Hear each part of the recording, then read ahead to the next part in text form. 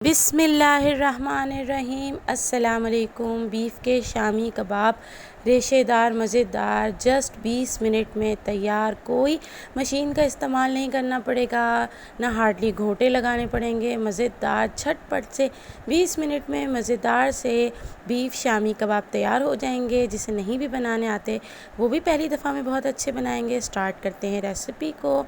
आप लोगों ने वीडियो को स्किप नहीं करना है, वीडियो को एंड तक देखना है ताकि आपके भी चने की दाल और बीफ के शामी कबाब बहुत ही मज़ेदार और रेशे वाले बन के तैयार हों और मुंह में घुल जाएं। परफेक्ट रेसिपी शेयर करूंगी ताकि जो है आप भी झटपट से मज़ेदार से बीफ शामी कबाब बना लें। तो स्टार्ट करते हैं रेसिपी को। सबसे पहले जो है मैंने 1 किलो गाय का गोश्त ले लिया था। ये ज़्यादा चिकना नहीं था, साफ बोटियाँ थीं इस तरह से।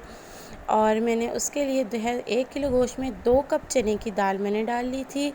तकरीबन 2 कप चने की दाल यानी कि 500 ग्राम जो है वो चने की दाल थी। यानी कि बीफ की क्वांटिटी जो है आपने उससे चने की दाल आधी लेनी है। उसके बाद मैंने 1 टेबल स्पून भर के इसके अंदर सॉल्ट और 1 ही टेबल स्पून भर के मैंने कुटी हुई लाल मिर्च, 1 टेबल स्पून भर के इसमें रेड चिली पाउडर, गरम मसाला हाफ़ टी स्पून, गरम मसाले के बाद मैंने अदरक लहसुन का पेस्ट डाला था 1 चम्मच भर के। और उसके बाद जो है ना मैंने 2 कप के बराबर पानी डाल दिया इसमें। और कुकर के अंदर मैं बना रही हूँ तो कुकर मैंने बंद कर दिया उसके बाद। और इसको तकरीबन जो है ना मैंने 15 मिनट के लिए इसको पकाया था। मैंने 15 मिनट में मज़ेदार सा मेरा गोश्त जो है वो गल जाएगा।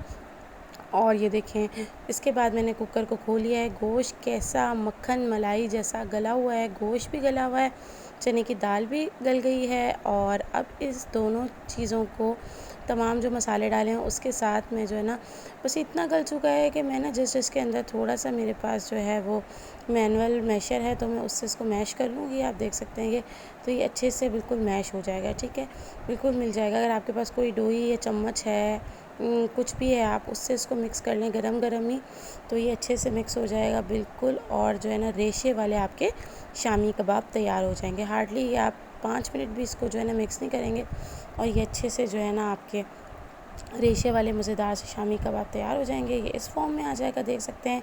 अब इसके अंदर मैं भुना हुआ और कुटा हुआ ज़ीरा और खसखस और उसके अलावा धनिया, तीनों चीज़ें भुनी हुई और पिसी हुई थी वो मैंने डाल दी हैं। 2-2 खाने के चमचे। 1 प्याज छोटा वो बारीक आमलेट की शेप में वो कट कर दिया था। उसके अलावा पुदीने की 1 कट्टी और 4 जो है वो मोटी वाली हरी मिर्च मैंने बारीक कट कर ली थी। छोटी अगर आपके पास पतली वाली है तो वो भी डाल सकते हैं।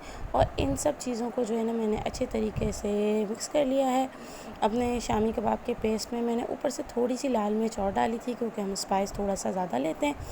और वरना जो मैंने इसके अंदर क्वांटिटी पहले डाली थी वो एग्जैक्ट है नॉर्मल मिर्चों के लिए।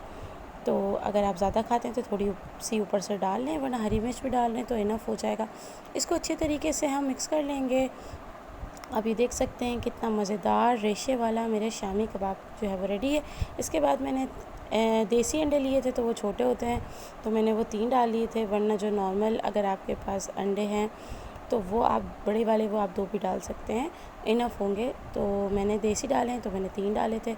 इससे ये होगा कि बस आप शामी कबाब बना लेंगे ना तो आप जस्ट निकालेंगे और उसको फ्राई कर लेंगे और ये टूटेंगे भी नहीं। आप आराम से 2-3 महीने इसको फ्रीज़ करके खा सकते हैं। ये देखें, मैंने इसकी टिक्कियाँ बना ली थी और ये देख सकते हैं फ्रीज़ भी मैंने कर दिया था। और अब मैं जो है कुछ मैंने फ्रीज़ कर दिया और मैं आपको कुछ फ्राई करके बता रही हूँ। अच्छा, मैं तवे पे फ्राई करती हूँ, बड़ा अच्छा सा फ्राई हो जाता है। ठीक है, और चिपकता भी नहीं है। तो आप भी देखें, आप जिस तरह से आप फ्राई करना जो है आपको ईज़ी लगे आप उस तरह से कीजिए। इसको एक साइड से लाइट गोल्डन ब्राउन कलर आ जाएगा तो आप साइड से पलट के आप इसको फ्राई कर लें। मज़ेदार से खस्ता और रेशे वाले शामी कबाब आपके रेडी हो जाएंगे हार्डली बस 20 मिनट में। और कोई आपको उसको चॉपर वॉपर यूज़ करने की ज़रूरत नहीं पड़ेगी। मैं आपको तोड़ के बता रही हूँ। ये देखें आप कैसे रेशेदार मज़ेदार खुशबूदार शामी कबाब रेडी है। रेसिपी पसंद आए तो इसको ज़रूर ट्राई कीजिएगा, अपने फ्रेंड्स एंड फैमिली के साथ शेयर कीजिएगा और मुझे कमेंट करके बताया करें कि आपको मेरी रेसिपीज़ कैसे लगती हैं। और चैनल पे न्यू है तो सब्सक्राइब करते लाजमी जाएगा और जनाब बेल आइकन पर प्रेस कर दीजिएगा ताकि फ्यूचर में आने वाली तमाम वीडियो की नोटिफिकेशन आप लोगों के पास आ जाए। ये बिल्कुल फ्री होता है। इससे बस ये ये होगा कि जब भी मैं नई रेसिपी अपलोड करूँगी इसका नोटिफिकेशन आपके पास आ जाएगा और आप मेरी रेसिपी देख लेंगे। इंशाल्लाह जल्द नई रेसिपी के साथ आऊँगी। अल्लाह हाफ़िज़।